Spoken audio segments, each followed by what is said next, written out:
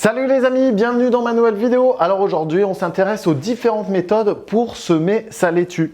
Je vous apprends tout de A à Z pour à la fois la produire, la cultiver et la manger. Ça se passe au travers de cette vidéo et ça se passe également en dessous dans ma chaîne The Pros Orty. Alors si tu ne l'as pas déjà fait, tu vas pouvoir t'abonner, tu vas pouvoir faire un pouce bleu. Alors ça, je te conseille d'abord de regarder la vidéo et ensuite de me retrouver sur tous les réseaux sociaux pour savoir quoi faire jour par jour, mois par mois dans ce jardin potager. Alors c'est parti, on attaque.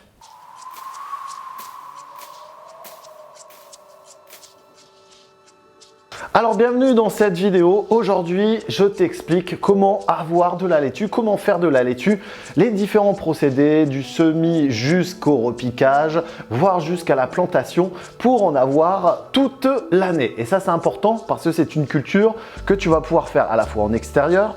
Donc là, à partir de mars, quasiment jusque, allez, on va dire octobre-novembre, en fonction de la zone où tu te situes, et toute l'année si tu utilises ta serre à bon escient. Donc, pour la laitue, forcément, tu vas devoir faire un semis pour commencer. Au niveau de tes semences, tu vas devoir choisir les bonnes variétés au moment adéquat. Donc là, ici, on peut commencer avec la laitue Batavia que tu peux retrouver dans le lien de ma description. Donc, c'est une laitue que tu vas pouvoir semer. Allez, celle-ci, c'est plutôt une précoce et très tardive. Donc, premier semis courant février jusqu'à la mai-juin. Ensuite, tu vas pouvoir la refaire quasiment en octobre pour avoir tes plants toute l'année.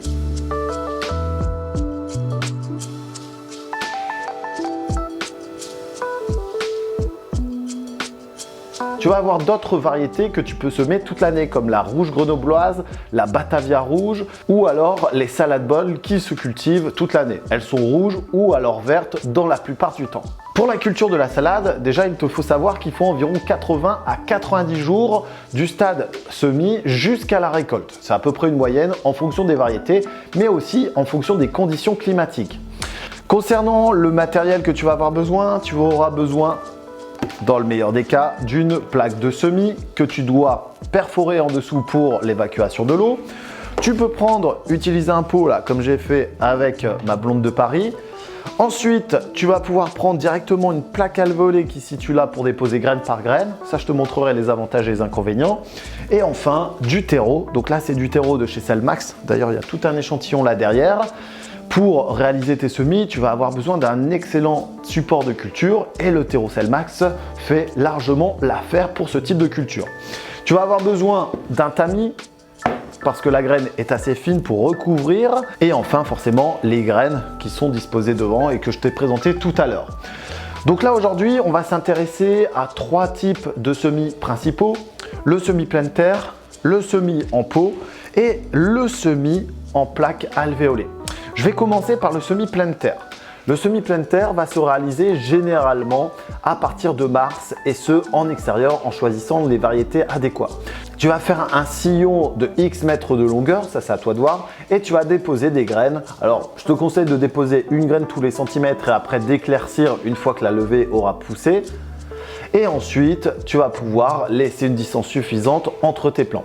Tu peux même, dans certains cas, repiquer tes plants. Donc, tu prends ceux que tu vas éclaircir en enlevant le système racinaire et les replanter à droite à gauche. En revanche, cette étape-là est un peu complexe, notamment pour la reprise et surtout si tu fais ça en été parce que tu vas devoir maintenir un bon taux d'irrigation, une belle humidité aussi pour éviter que la plante ne se dessèche. C'est pour ça qu'on va utiliser plutôt la plaque alvéolée issue d'un semis comme celui-ci. Les opérations en pleine terre donc se réalisent de mars quasiment jusqu'à septembre. Au-delà, je te conseille pas trop, après c'est à toi de voir et surtout en fonction de où tu te situes. Si tu fais ça dans ta serre, tu peux continuer jusqu'en octobre. On va voir maintenant la partie mise en pot des graines, donc avec un semis à la volée qui est exactement la même chose que si je faisais sur ma caissette de semis.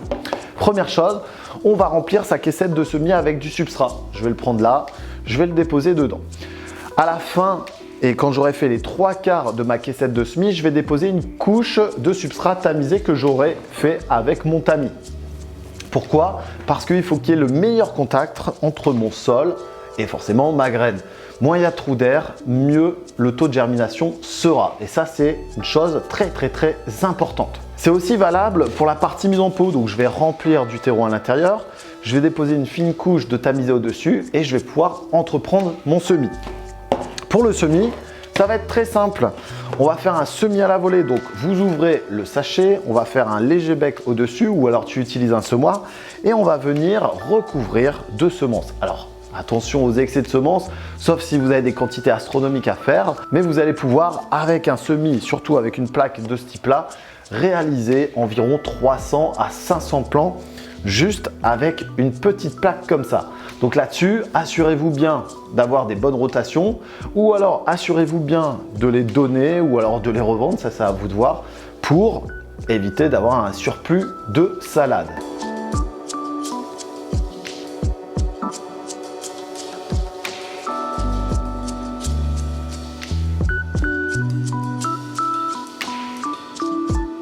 Une fois que j'ai mis mes graines de salade sur ma caissette de semis, sur mon terreau, je vais recouvrir encore une fois avec du substrat tamisé. Ce substrat tamisé viendra recouvrir l'intégralité de mes semences.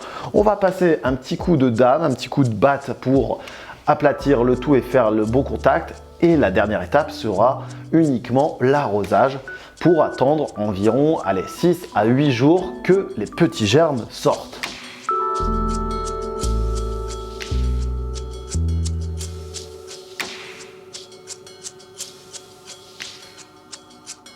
Au bout d'un certain temps, il faudra repiquer les plants de notre caissette de semis. Généralement, le stade, c'est post-cotylédon où on va voir l'apparition des premières feuilles. On va pouvoir les mettre dans une plaque alvéolée qui va pouvoir accueillir une centaine de petits plants qui sera planté partout dans le jardin ou alors qui sera destiné aux copains. L'autre opération consiste à utiliser des plaques alvéolées de ce type-là. On va venir recouvrir de substrat. Et ensuite, on va légèrement tasser pour y déposer une graine par alvéole. C'est assez simple, c'est un petit peu plus long en timing qu'un semis à la volée. Cependant, ça t'évitera un repiquage par la suite. Donc ça, c'est valable pour des installations qui vont être petites à moyennes. Si tu as une grosse installation et que tu dois faire beaucoup de plants, je te conseille de partir sur ta caissette de semis et ensuite de repiquer dans des plaques alvéolées. Et tu n'oublies pas l'étiquette pour savoir la variété. Parce que des variétés de laitue et de salade, il en existe tout un tas, des vertes, des rouges. Donc là-dessus, pour t'éviter de mélanger et aussi pour conserver tes semences, tu vas devoir les noter. Une des choses qu'il faut savoir, c'est que la température excessive et un faible taux d'ensoleillement va provoquer l'étiolement. Tu sais, c'est ces plantes qui vont grandir et qui vont avoir une croissance anormale et qui te donneront des plants tout rachitiques.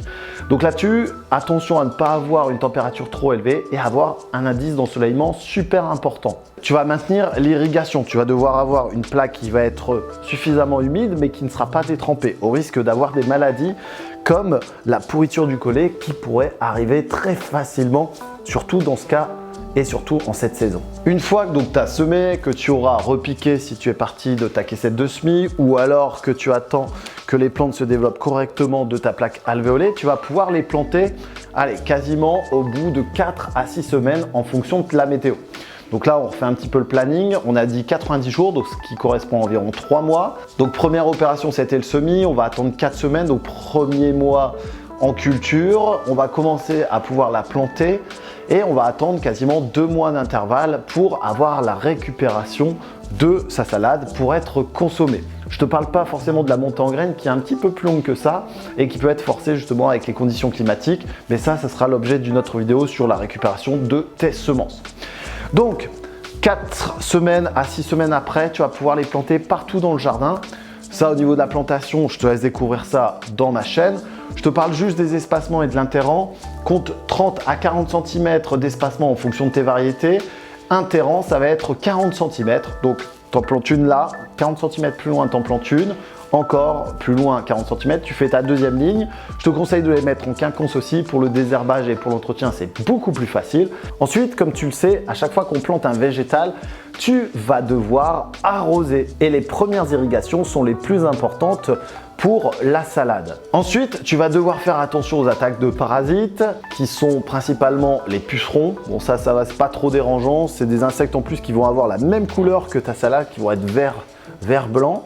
Tu auras les limaces, tu auras les escargots et attention aux animaux de compagnie comme les poules qui peuvent causer de sérieux dégâts sur les cultures. Enfin, il est important de savoir qu'il y a des salades que tu vas pouvoir couper et récupérer une deuxième fois. On les appelle les salades à couper. Donc tu les coupes au collet, à ras du sol, et tu auras une deuxième plante qui va se développer.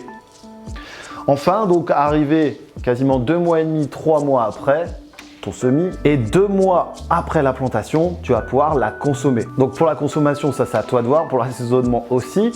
Je te conseille également de faire des rotations quasiment tous les 15 jours pour avoir des salades tous les jours, et ce pendant une année complète. Avec des systèmes comme ça, tu vas pouvoir nourrir 2 à 3 familles facilement, juste en faisant un petit semis tous les 15 jours, en faisant un petit repiquage qui te permettra d'avoir de la salade tout le temps. Alors j'espère que cette vidéo t'a plu, je te laisse faire là juste en dessous un petit pouce bleu. Tu vas pouvoir également t'abonner, c'est là le lien juste en dessous, The Prof d'Ortie, et aussi me découvrir sur tous les réseaux sociaux, Facebook, Instagram et TikTok. Alors là c'est à toi de jouer, je te laisse faire tes semis, moi je vais aller ressemer quelques plantes et puis m'éclater un petit peu au jardin.